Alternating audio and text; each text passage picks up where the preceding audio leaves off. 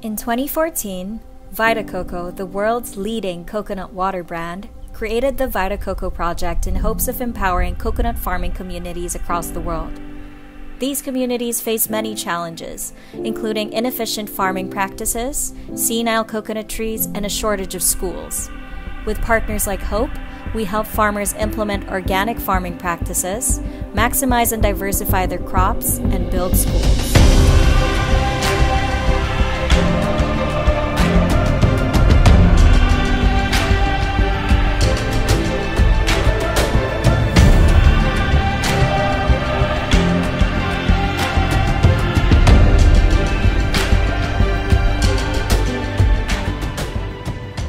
Binigyan ako ng mga garden tools, mga seedlings.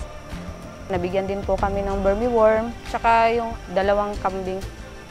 Marami po silang training na itinuro sa amin at nai-apply din namin sa farm, like intercropping.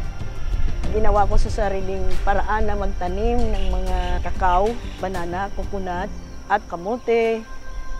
Nakatulong din po kami sa mga tao na magkaroon din sila ng income nila sa farm namin. Sa lubi, na isaging, na mga abono, nga wala gid mi mukuot sa among kaugalingon nga bulsa para madapat namo sa amo ang mga tanom. Pag may tinatanim, ay aanihin. Nang dahil po sa classroom, nagbago po lahat. Mas tumaas po yung enerhiya namin na ibigay yung mga nararapat na kaalaman po sa mga bata. Kalakat lang, tapos ngayon, building na. Nakapag-aral na kami ng mabuti. Nakaka-proud po na meron na po kaming bagong building.